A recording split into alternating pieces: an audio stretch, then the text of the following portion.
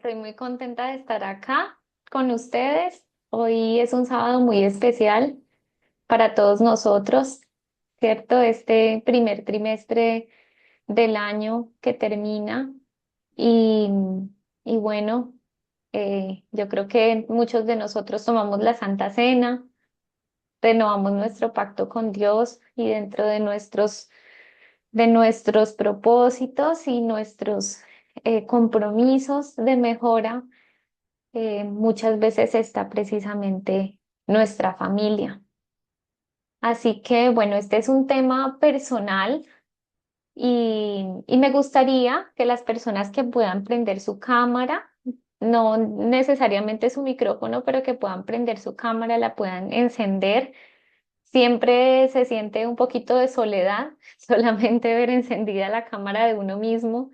Así que es chévere poderlos ver, poderlos conocer y también poder ver sus reacciones. Hola Elsa, hola Verónica, Darly, Sandrita, Mayren. Así que bueno, a comenzar y me gustaría que pudiéramos iniciar hablando acerca de una clave que el Señor nos dio, un indicador emocional, un indicador de trato que el Señor nos dio para saber si realmente en nuestro hogar se está reflejando el amor de Cristo.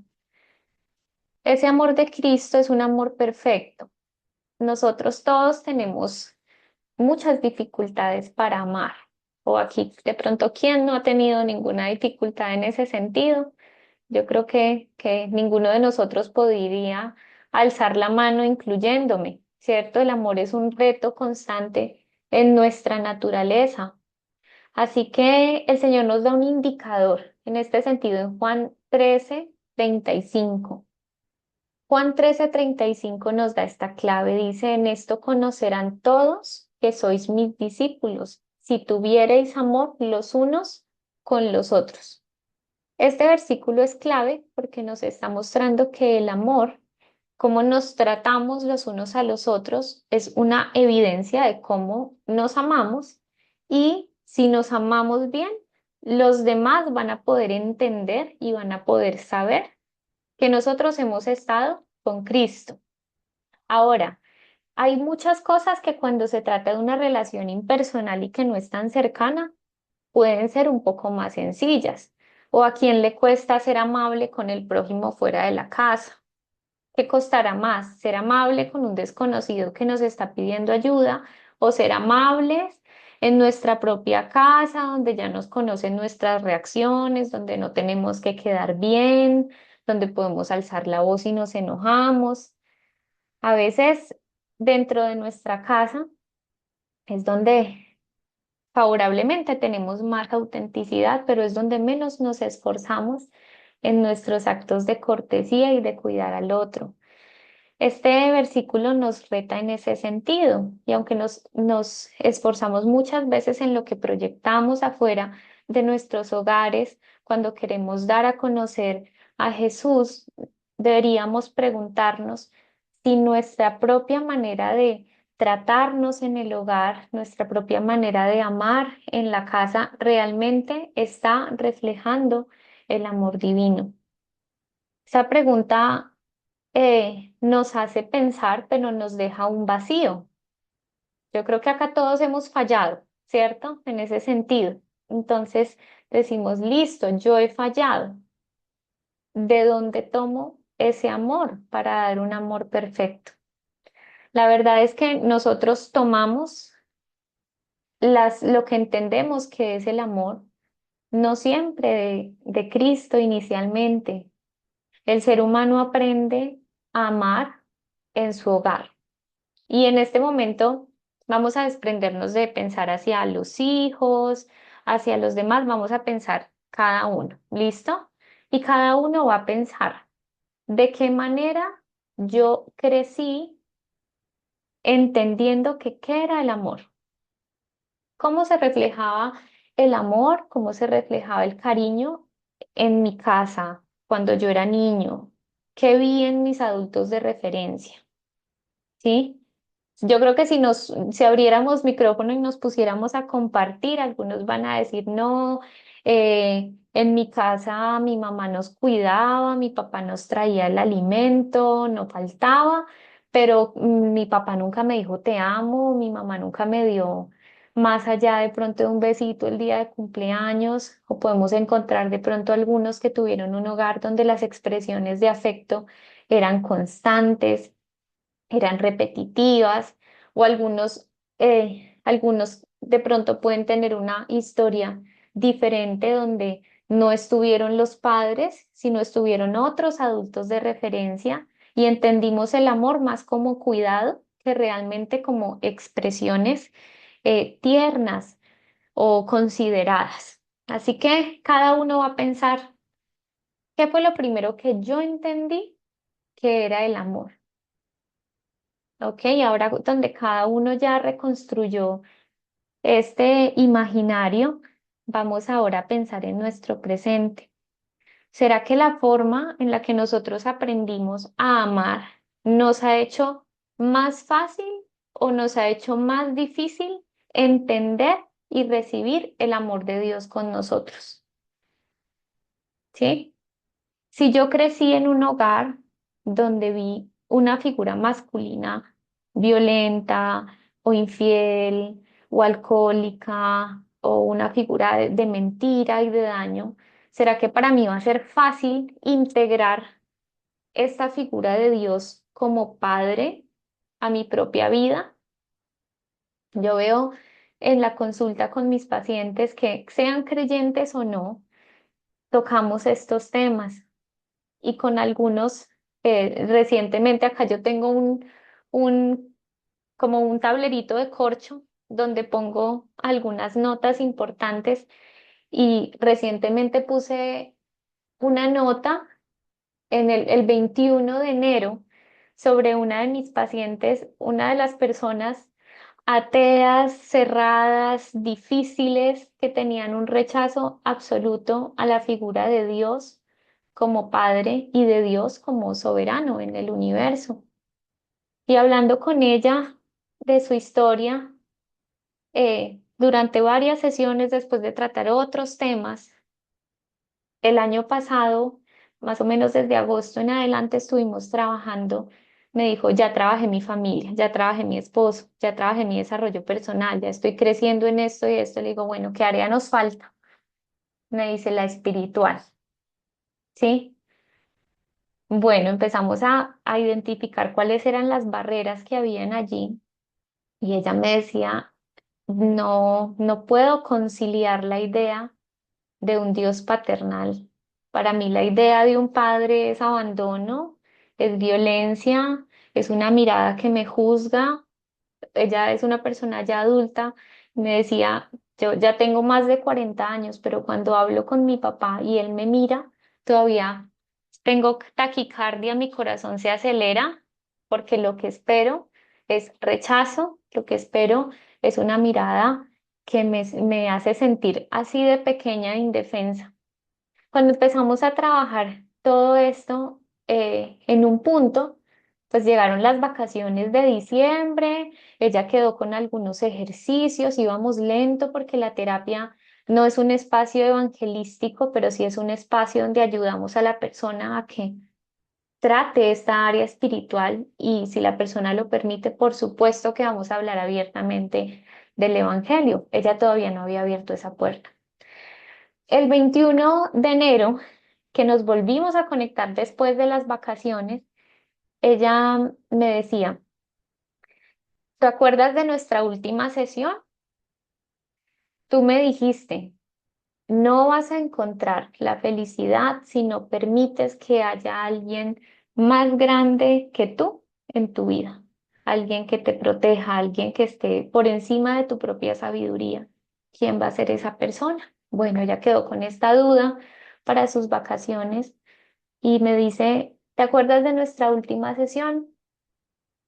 En estas vacaciones yo no encontraba respuesta y lo único que encontré fue una barrera de resentimiento con Dios por todo lo que yo viví a causa de mi historia con mi papá.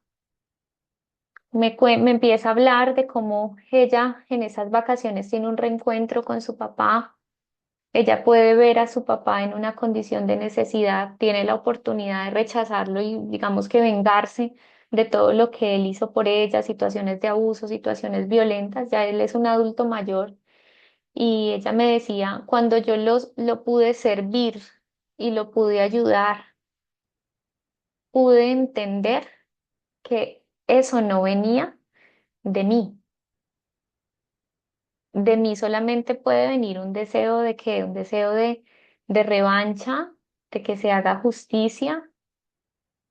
Me decía, eso me inquietó al punto de que empecé a buscar y empecé a buscar y en esa búsqueda me encuentro con Dios a través de un video de YouTube y empiezo a buscar y me dice, desde ese día no he parado. Tuve una conversación sincera con Dios, estoy orando todos los días y puedo entender que en el momento en el que yo dejo esta barrera con mi papá, puedo ver y permitirme aceptar a un Dios que esté conmigo. Les comparto esta experiencia. ¿Por qué? Porque muchas de nuestras formas en las que nos comunicamos con los demás, en las que tratamos a los demás, en las que nos percibimos en frente de los demás como vulnerables o no, tiene que ver con lo que hemos vivido.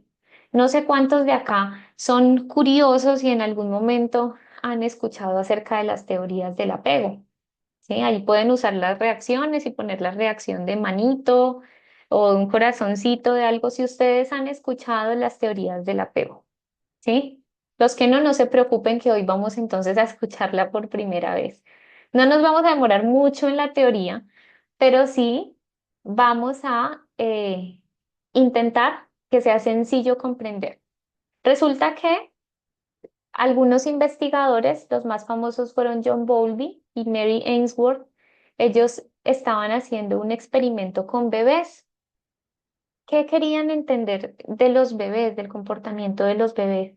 Porque habían algunos bebés que demostraban bastante cercanía y otros no mostraban cercanía con su mamá, ¿sí? Entonces llevaban a los bebés con sus mamás a algo que se llama cámara de Gesell, no sé si lo han visto en las películas o han ido a algún lugar como este que es como un consultorio que tiene espejos y uno se ve a uno mismo, pero afuera hay gente que está evaluando, que está tomando nota.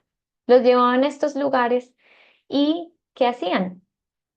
Ponían a la mamá con el bebé, los dejaban allí, el niño empezaba a explorar el lugar, había juguetes, había cosas y la mamá estaba con él. Ahora, en un momento entraba un extraño a la habitación, hablaba con la mamá, el extraño salía y seguidamente la mamá se iba y el niño quedaba solo. ¿Qué creen que hacían los bebés? ¿Qué creen que hacían los bebés cuando la mamá salía y se iba? Las que son mamás, los que son papás, saben que esa pregunta no es difícil, ¿cierto? ¿Qué hacían? ¿Qué dices tú, Viviana, que vi que encendiste tu micrófono? Llorar.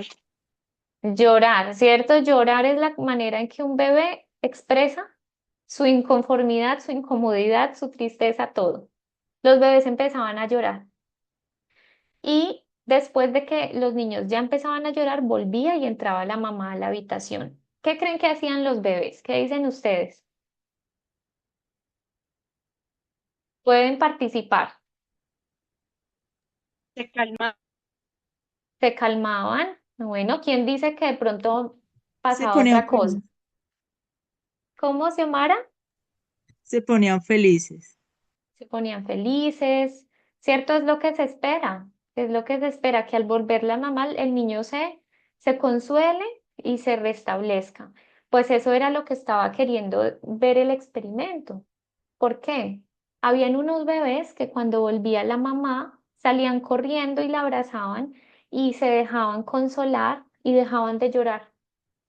Pero habían otros bebés que la mamá iba y los cargaba y los bebés eran prácticamente inconsolables, ¿sí?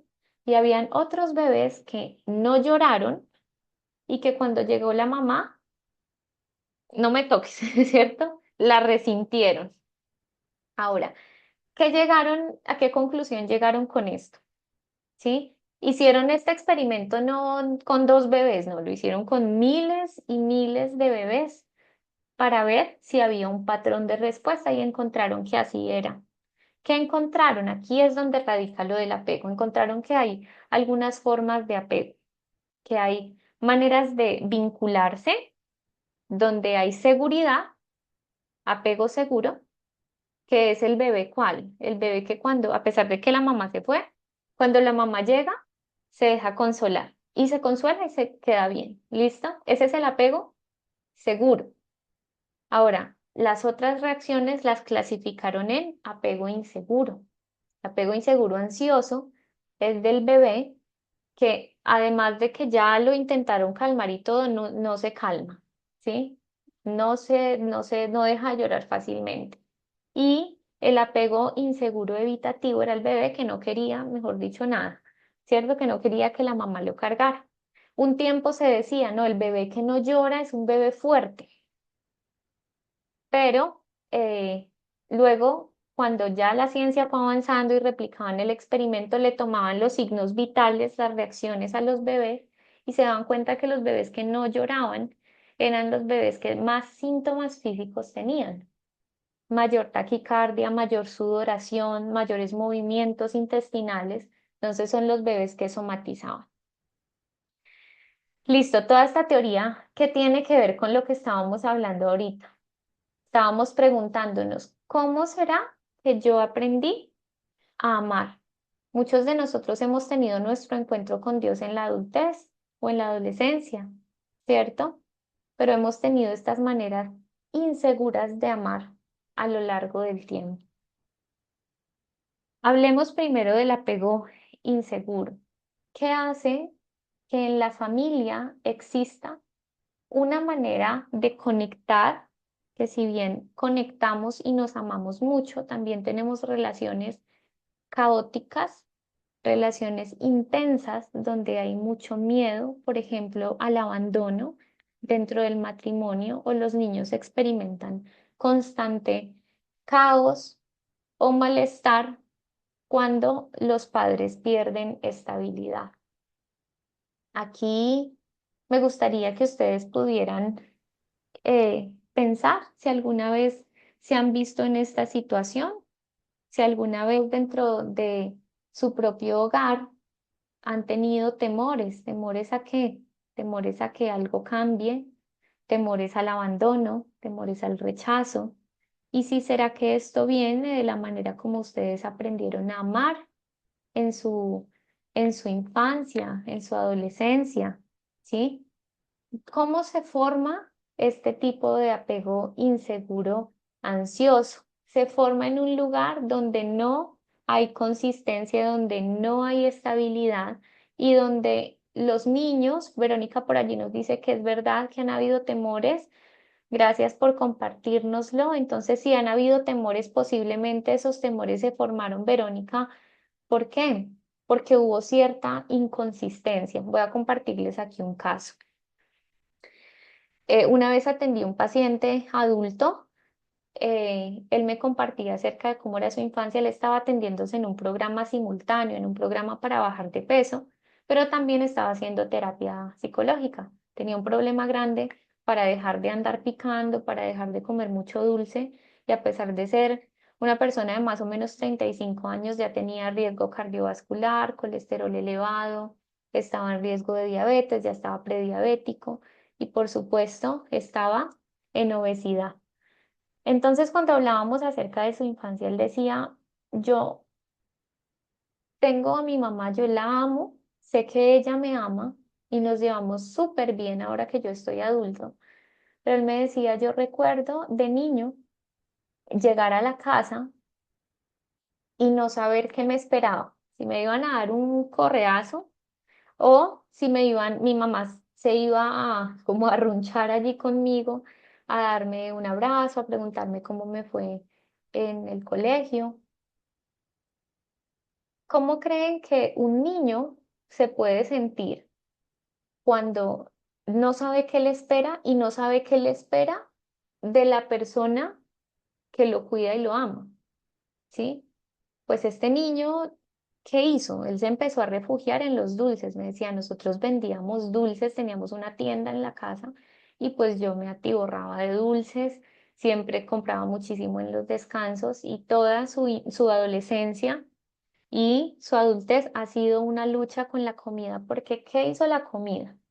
La comida se volvió en algún punto un refugio, ¿cierto? Un estabilizador de todo el caos y el malestar que había a su alrededor. Porque esta mamá estaba teniendo estas reacciones desproporcionadas, porque tenía problemas con su esposo y quienes llevaban allí todas las de perder, sus hijos. No sé si ustedes han conocido un caso así o si ustedes mismos han vivido algo así. Ahora, cuando en el hogar no se sabe qué esperar, ¿qué ocurre allí? Empiezan a haber episodios de ansiedad. Si hay niños que cuando, por ejemplo, los papás pelean y están diciendo cada ratico me voy de la casa o nos vamos a separar, te voy a dejar, son niños que traen a la consulta, doctora, el niño se corta, doctora, el niño se muerde, se arranca el pelo, ¿sí? Se quita las cejas, se hace daño, se rasca hasta que se saca sangre. ¿Por qué será? ¿Sí? Y esto lo compartimos para qué, no para decir, bueno, la conclusión es que la culpa es de nuestros padres. No, ¿cierto? Creo que el Evangelio nos revela que sí es verdad que tenemos que conocer dónde están estos puntos sensibles de nuestra vida, porque es allí mismo donde el Señor quiere traer sanidad. Entonces, entendimos el apego ansioso, el apego inseguro ansioso, donde hay mucho miedo e inestabilidad. Si entendimos, pongan una manito con un like o un corazoncito. ¿Listo? Y avanzamos entonces. Listo. Excelente. Ya veo que entonces quedó clarísimo. Bueno, ahora vamos a hablar acerca del apego inseguro evitativo. ¿Cómo será este apego?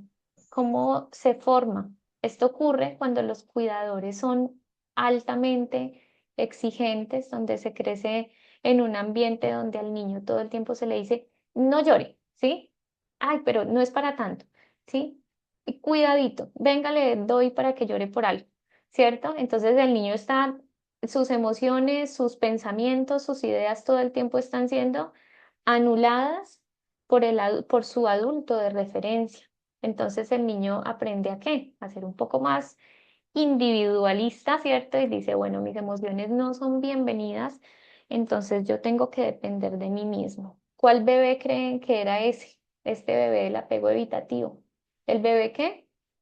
En silencio, no lloraba, pero su cuerpito estaba totalmente revolucionado. El niño parece que es un niño independiente, que es un niño fuerte. Acá es donde vemos niños tan juiciosos que decimos que estos niños son como unos adulticos, ¿cierto? Pero que pierden su propio comportamiento de niños. ¿Por qué? Porque están niños que están llenos de temor. ¿Temor a qué? A un ambiente autoritario. Entonces, acá no es que el niño no sepa qué esperar. Acá es que el niño sabe qué esperar, pero ¿qué espera? Está esperando lo peor, está esperando castigo, está esperando que se le alce la voz, está esperando que se le anule, que no pueda expresar. Entonces, ¿qué hace? Evita mostrar sus emociones para evitar ser rechazado. ¿Qué efectos tiene esto en la adultez? Si alguno se identificó, nada más piénselo. ¿Será que para mí es fácil expresar lo que sí siento de afecto? ¿Será que para mí es fácil ser auténtico o auténtica dentro de mi propia casa? ¿Sí? ¿Será que yo fácilmente puedo abrir mi corazón y hablar acerca de mis necesidades y lo que pienso y siento? ¿Sí? Si usted se siente incómodo con estos vínculos fuertes, Si a usted le cuesta conectar y su esposo o esposa siempre le reclama, bueno, háblame, cuéntame, dime, expresa, ¿sí? Y usted siente que le quedan las palabras acá, pero no le pasan, es muy importante que evalúen si es que acaso este tipo de ambiente fue el que modeló su crianza. Así que, ¿qué ocurre aquí? Es un apego igualmente inseguro porque el niño no puede ser niño, ¿cierto? Y su inseguridad radica en que constantemente está hipervigilante, captando si será que puede hablar, si será que puede jugar, si será que puede expresar. Y por supuesto esto se ve traducido en nuestros comportamientos adultos, donde todo el tiempo estamos esperando crítica, rechazo. Entonces, mira, te doy, Fanny, este tema, esta parte para que la tengas. Entonces me dan la parte y yo sudo, uf, esto me pongo súper nerviosa, de una vez pienso que se van a reír de mí, pienso que los demás lo pueden hacer mejor y al final termino dejando la parte y no participo. ¿Hemos visto algo así? ¿Será que nosotros mismos nos hemos visto en esa situación? Alguna vez, y les voy a compartir esto de manera personal, es uno de los recuerdos que más tengo con mi amiga Sandrita que está acá dirigiendo. Eh, Cuando yo estaba, nací en la iglesia, es verdad, pero tuve mi encuentro con Dios realmente personal cuando terminé la universidad. Y una vez estaba con Sandrita en San Andrés, ambas estábamos en un centro de influencia trabajando. Yo estaba en ese reconectar con Dios y recuerdo que yo le hablaba a ella en nuestra amistad y le compartía lo que iba entendiendo de mi relación renovada con Dios y le decía, bueno, pero a veces a mí como que oro y yo espero que Dios, como que no sé qué Él va a hacer. O sea, yo espero que si digo esto o si pido mal, entonces Él me va a, a dar algo que yo no quiero. O pienso que si yo le pido algo, Él como nunca las cosas se me dan porque yo estoy muy equivocada, entonces Dios me va a dar es otra cosa, como que no puedo permitirme soñar porque Dios va un paso adelante como apagando mis sueños y saboteando mis cosas. Y yo me acuerdo que íbamos en la moto y Sandrita frenó la moto y me dice, mi Jime, pero es que es algo por lo que tú tienes que trabajar, porque tú estás esperando siempre lo peor de Dios y Dios no es así como tú has creído que Él es. Esa experiencia a mí me marcó porque de verdad fue para mí un remesón y yo dije, wow, ¿por qué será que me cuesta esperar lo mejor de Dios? Y por supuesto que si lo trasladara a mi historia, entiendo que aunque mi hogar es hermoso y yo amo a mis padres son pecadores y ellos también traen unos patrones generacionales de daño donde mucho de esto que les acabo de describir, aquí haciéndome un poco vulnerable con ustedes, es un poco de lo que yo recibí. Entonces, ¿en qué es lo que yo tengo que trabajar bastante en mi relación con Dios? Que Dios me ayude a esperar de Él lo mejor, a que yo lo pueda conocer al nivel de que tengo claro que puedo esperar de Él y esa es la manera en que Dios de forma particular me restaura a mí. Me gustaría que manden una manito o un corazoncito si ustedes se pueden identificar con esto y si alguna vez han tenido una barrera de este tipo para conectarse con el Señor donde les cuesta abiertamente esperar lo mejor y ni siquiera pueden entender por qué. Así que bueno, ahora vamos a hablar. Ya entendimos esto, veo muchos corazoncitos y manitos.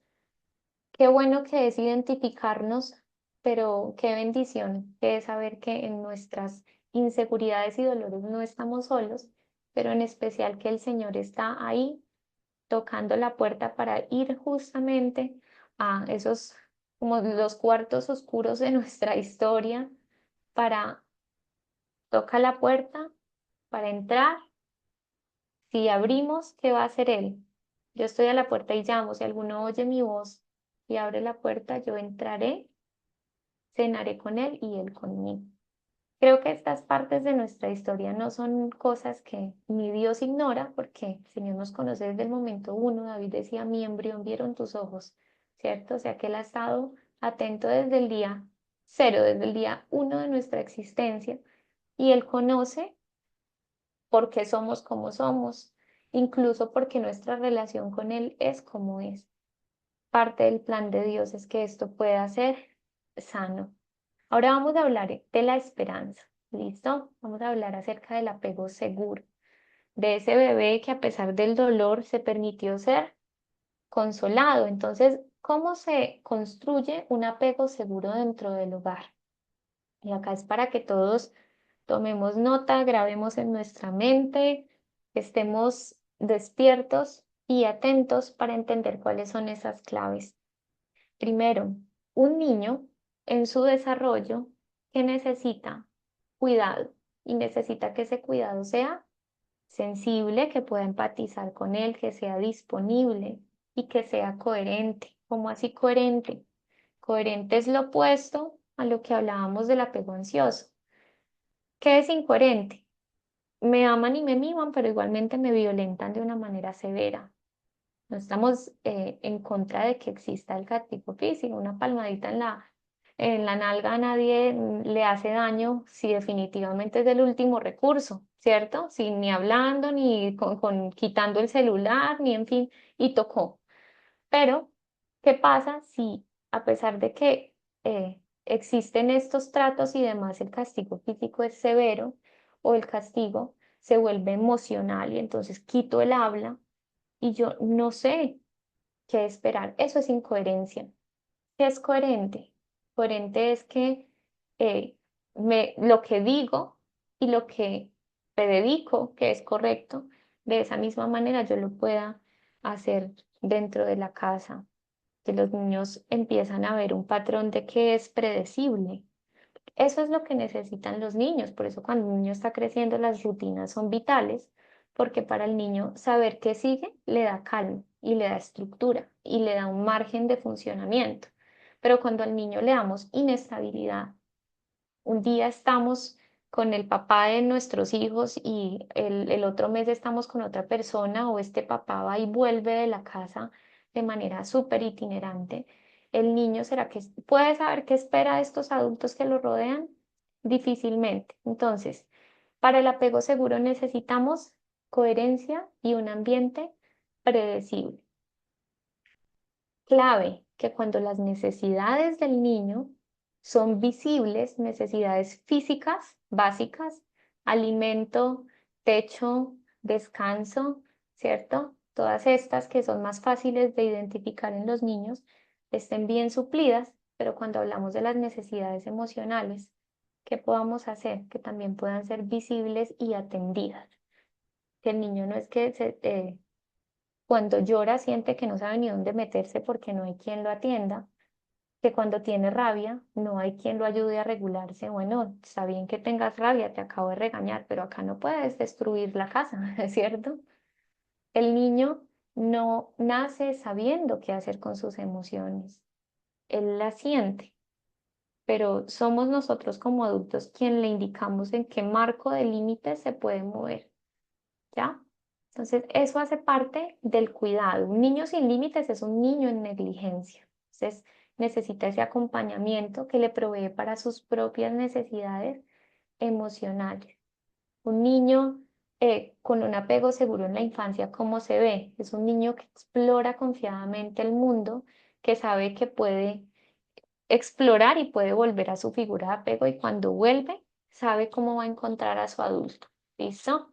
Sabe también que si se equivoca, sabe que lo van a castigar, eso no está mal, ¿cierto? Sabe que lo van a reprender, pero sabe que le van a indicar y que va a aprender cómo hacerlo una próxima vez. Eso también es apego seguro. También un niño que cuando llora y protesta cuando el cuidador se va, se calma fácilmente cuando regresa. A veces las mamás me dicen en la consulta, mira, pero es que yo lo dejo en el jardín y él se queda llorando terrible, ¿sí? Entonces, ¿será que yo le estoy haciendo daño? ¿Será que le voy a crear algún resentimiento? La verdad es que no, bueno, ¿y cómo está el niño cuando lo recibes? No, yo lo veo, ni bien cruzo la puerta, veo que él se integra, que juega, veo que cuando llegó está calmado, sudando de todo lo que jugó. Excelente, y te recibe bien, sí, se le olvidó que lloró por la mañana. Excelente, ¿cierto? Cuando el niño fácilmente se calma al volver a tener su encuentro con su adulto de referencia. Y también el niño tiene conductas autónomas y sabe que si algo pasa tiene una fuente de consuelo. Excelente. ¿Cómo identificamos un apego seguro en la adultez? Cuando nuestras relaciones son estables, son cercanas, son saludables, cuando no tenemos ninguna dificultad para comunicarnos, no porque lo hagamos perfectamente, sino que aun cuando nos equivocamos podemos ir y disculparnos, y no que nos cueste igual que escalar una montaña ir y pedir disculpas, ¿cierto? Y lo sobrepensemos demasiado, no, y sabemos que hay algo que está fallando. Pronto nos iríamos a identificarlos de atrás.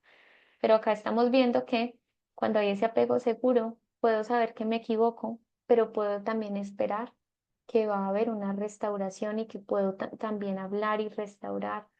Hay confianza en que el otro va a estar presente y hay una buena o un buen manejo del conflicto. Ahora, me gustaría que cada uno se hiciera el test y dijera, bueno, ¿será que en mi familia cuál de estos apegos predomina? Pongámoslo así, primero, en mi historia de vida, ¿cuál predominó? ¿Listo? ¿Con cuál crecí? ¿Cuál será, punto número dos, el que yo estoy entregando en mi familia? ¿Qué ambiente creo en mi casa? ¿Cómo se sentirá mi esposo y esposa en su vínculo conmigo? ¿Será que estoy trayéndome estas cosas del pasado? ¿Sí? Y podemos preguntarnos si en nuestra relación con Dios hay de pronto por allí algunas muestras de estos apegos inseguros. ¿Sí? Ese test es fundamental porque nuestra sanidad no radica en que cambie nuestra familia, en que nuestros papás nos pidan perdón. Bueno, si eso pasa es maravilloso, pero pocas veces eso es algo, una meta para perseguir, ¿cierto?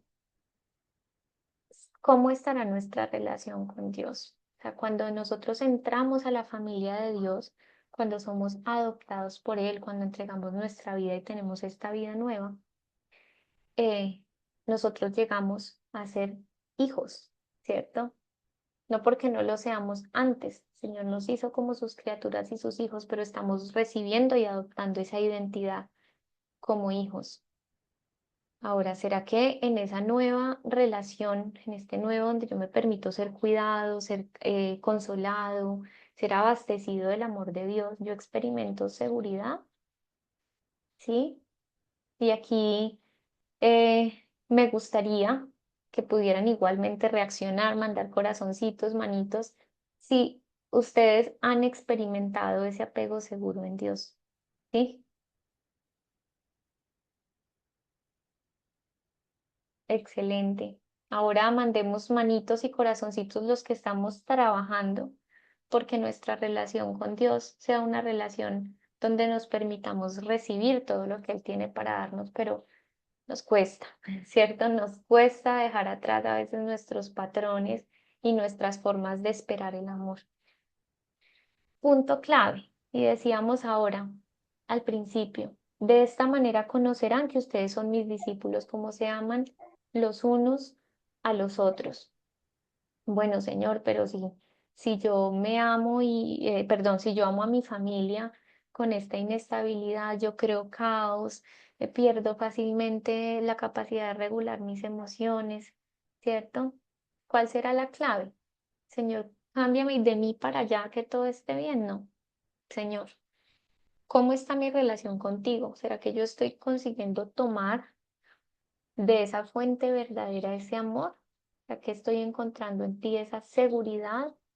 ¿Será que a causa de mi evitación yo ni confieso todo lo que pienso y siento porque pienso que, Dios mío, va a pensar que estas oraciones tan torpes y vergonzosas que yo hago esta vida tan desordenada, ¿cierto? Y entonces mejor guardo silencio. ¿Qué decía David cuando él dejó de confesar? Confesar no es solo ir a contar nuestros pecados, confesar es darle a Dios la ofrenda de decirle todo lo que pensamos y sentimos. Uno honra con eso a sus mejores amigos, ¿cierto? Sin pena y sin filtros cuenta las cosas. Pero ¿será que con Dios estamos solo llevándole nuestros éxitos y nuestras más grandes cargas? ¿O estamos teniendo una relación insegura, ¿cierto? Donde no puedo ser auténtico o no confieso. David decía, mientras yo callo se envejecen mis huesos en mi gemir todo el día. ¿Por qué? Porque nadie puede llevar su vida solo. Fuimos diseñados para vincular y para recibir esa seguridad. ¿O será que estamos eh, en momentos con Dios que, en lo alto y después bajamos y esto es como una montaña rusa? Es verdad que eso pasa, pero es porque no siempre vamos a sentir, ¿cierto? Hay cosas que no se sienten, la fe no se siente, no son emociones, que es una experiencia tranquila. Pero ¿será que mi relación con Dios es como midiendo a ver si Él sí me ama, midiendo a ver si Él sí me va a bendecir? Ahí estaría en un apego ansioso. ¿Qué necesito entonces empezar a buscar para primero yo recibir ese apego seguro y trasladarlo hacia las personas que están bajo mi cuidado? Tengo que ser específico y específica. ¿En qué? En llevarle esta herida, esta inseguridad, este temor a Dios. Yo recuerdo que después de esa conversación que tuve con Sandrita, eh, pues no fue rápido ese proceso, pero una persona muy especial me dio una clave. Me decía, si tú quieres confiar más en quién es Dios, tienes que conocer lo suficiente a Cristo, porque Cristo es el que nos revela el carácter de cómo es Dios. Entonces, si tú quieres saber cómo Él piensa, cómo va a tratarte en este caso y lo otro, tienes que ir y explorar cómo es Jesús. En mi experiencia, el libro del deseado de todas las gentes fue clave. Hay otro libro que también me gusta mucho, se llama El Jesús que nunca conocí. Es un libro de un autor que se llama Philip Yancey. Ese libro también me ayudó bastante a entender acerca de Jesús y en la medida en que más me acercaba a él, mejores cosas podía esperar. Más fácil fue recibir la gracia del perdón, más fácil es hoy día muchas cosas, pero cuando encuentro esa lucha, ya no tengo que guardar silencio y esconderme de la presencia de Dios. Puedo ir y confesar, Señor, otra vez siento pena, ¿cierto?, de compartirte lo que pienso. Señor, otra vez tengo este pensamiento de que si vengo a contarte todo lo que he hecho, todo lo que he pensado, tú me vas a reprender, me vas a quitar las cosas que hoy día tengo. Y cuando yo lo digo, cuando lo compartimos, y esto lo he escuchado muchas veces también de experiencias de personas que están creciendo en su relación con Dios y me dicen, yo nada más lo digo y me doy cuenta que he errado y que errada estoy. Para las personas que de pronto somos un poco más tendientes a fijarnos en lo malo, es muy bueno que nosotros registremos las bendiciones, registremos lo que Dios ha hecho por nosotros. ¿Por qué? Porque eso nos da evidencias de que podemos confiar.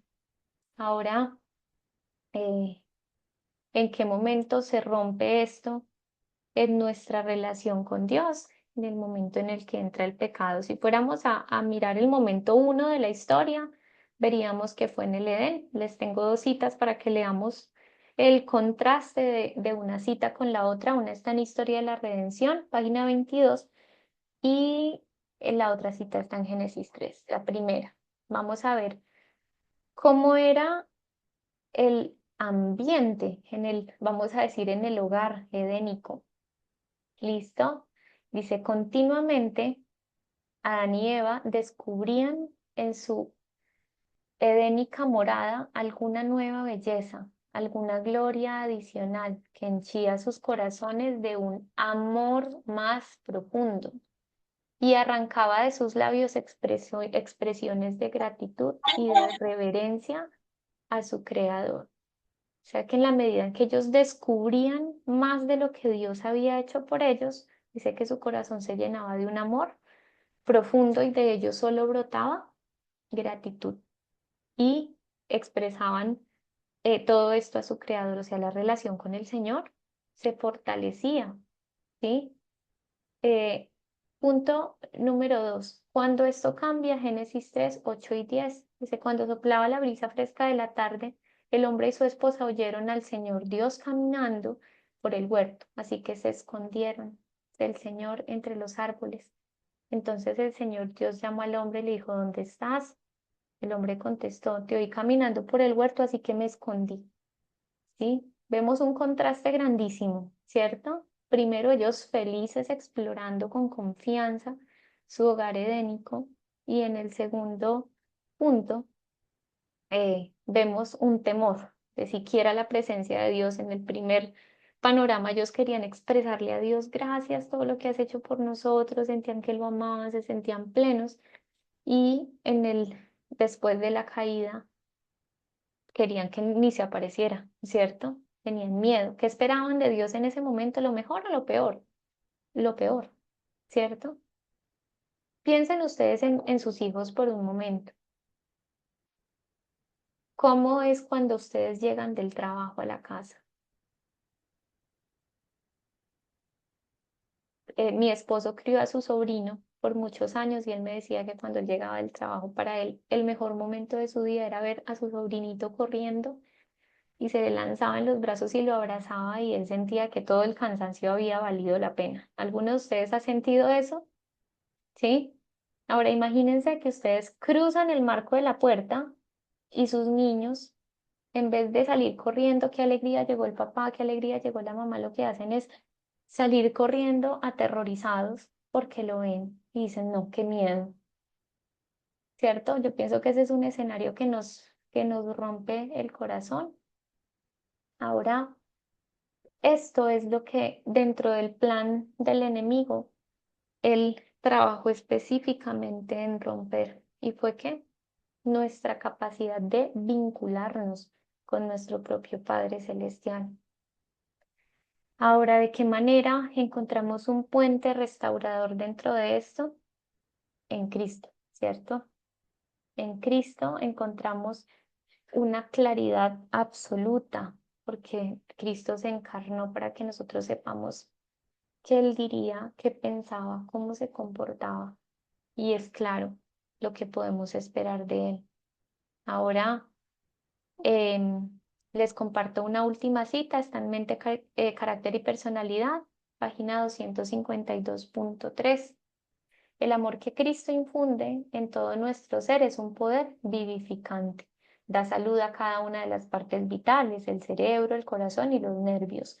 Por su medio, las energías más poderosas de nuestro ser despiertan y entran en actividad. Libra al alma de la culpa, de la tristeza, de la ansiedad y congoja que agotan las fuerzas de la vida. Con él vienen la serenidad y la calma. Implanta en el alma un gozo que nada en la tierra puede destruir, el gozo que hay en el Espíritu Santo, un gozo que da salud y vida. ¿Qué es lo que da todo esto? Dice el amor que Cristo infunde a todo nuestro ser. Hay muchas técnicas, ¿cierto? Muchas cosas que podemos hacer en el hogar. ¿Para qué? Para empezar a vencer hábitos, que le subo mucho a la voz, que hago una mala cara, que soy muy agresivo. Sí, es verdad y hay que trabajarlo. Pero punto número uno, no piense que el mejor terapeuta, la mejor terapia, el mejor video de YouTube le va a dar a usted las herramientas para cambiar su carácter. Eso solamente lo hace el poder de Cristo. El Señor nos ha dado un consejo sabio, una clave de nuestra naturaleza, una ley de la mente, la contemplación. Si nosotros fuimos transformados en nuestra manera de amar por lo que veíamos en nuestro entorno caótico, ¿cierto? Y por eso amamos como amamos, ¿qué pasa si nosotros empezamos a mirar? No, entonces me voy a mirar con lástima y pobrecito, cómo me tocó de duro. No es verdad que hay que dolerse y a veces ponerle nombre a las cosas negativas que vivimos. pero ¿dónde vamos a permitirle a Dios que entre y decirle, Señor, hasta aquí, solo o sola luchando con esto? ¿Cómo puedo ver tu amor acá? ¿Sí? ¿Cómo puedo ver que alguien me ama si he sido abandonado, rechazado, abusado? ¿Sí? Es eso precisamente lo que necesito pedirle al Señor. Y necesito ir a Cristo. ¿Cómo vamos a Cristo? Ir a observar, a entender, a escuchar cómo Él es. Cuando hacemos esto, no es ninguna cosa mística, nosotros lo sabemos, es el acto de abrir la palabra. Isaías 55 nos dice que la palabra de Dios es poderosa, ¿cierto?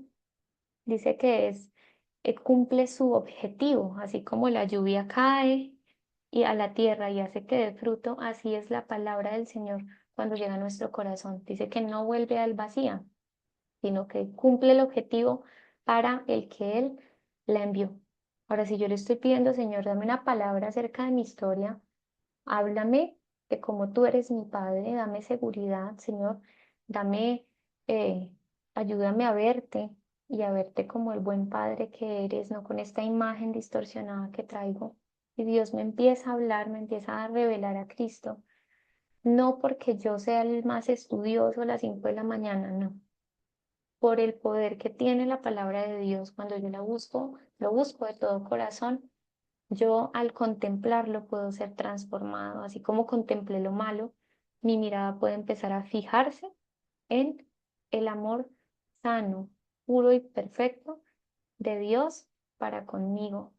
Y de esa manera, ¿qué puede salir de mí? Es una promesa, también no depende de nosotros, es la obra del Espíritu Santo. Vamos a tener frutos. Así que, ¿qué requiere esto?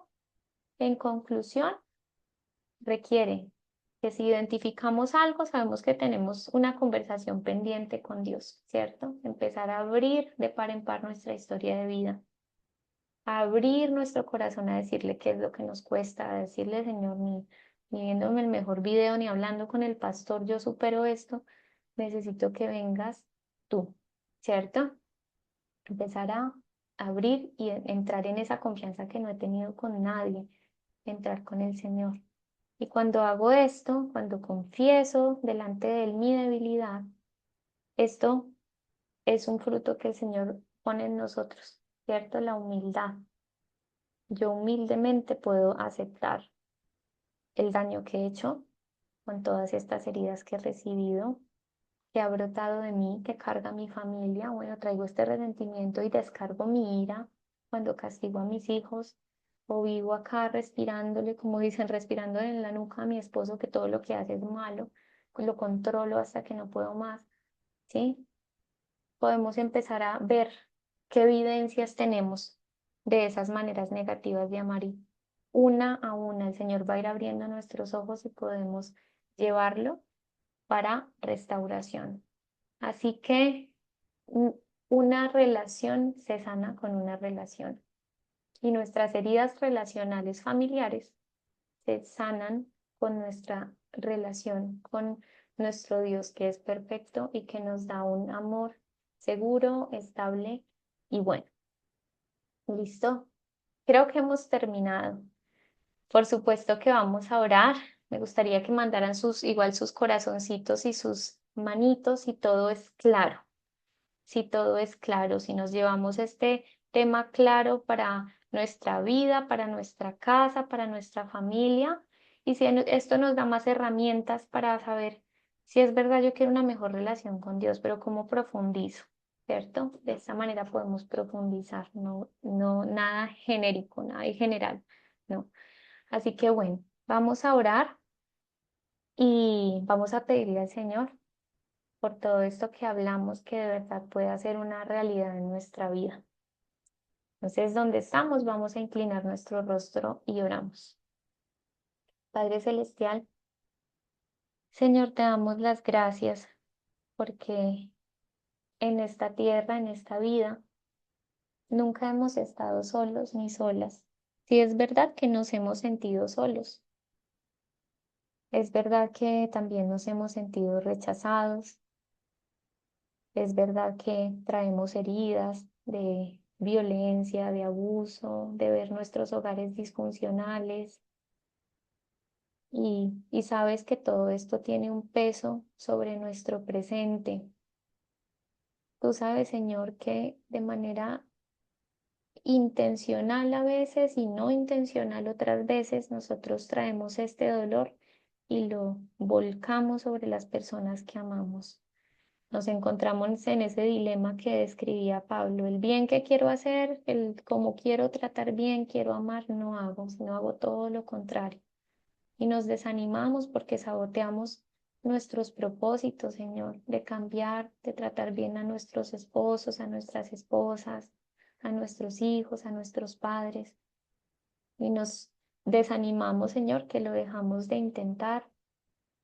Hoy te pedimos, Padre, de que podamos entrar en profunda y abierta conversación contigo y explicarte lo que nos va siendo revelado, lo que vamos entendiendo de por qué somos como somos. Y clamemos a ti pidiéndote, Señor, si nos revelas esto, no sea para vergüenza, sea para transformación.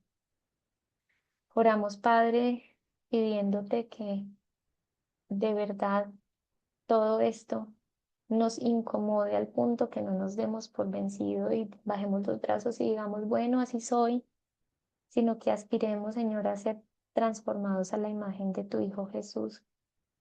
Gracias porque tú nos sanas a través de él, nos presentas un Salvador con una historia también muy llena de heridas, pero su relación contigo, con su Padre Celestial, bastó para que él fuera victorioso. Hoy te pedimos que su victoria pueda ser, Señor, también válida y suficiente en nuestra vida. Gracias porque nos has dado tanto ejemplo y porque nos das esperanza, Señor. Nos das esperanza en nuestro caminar en esta tierra, de que si tú te has presentado a nuestra vida, no es para que nuestra historia siga como una réplica indeterminada, Señor, de eventos negativos y de patrones familiares, que nuestra relación contigo realmente pueda transformarnos.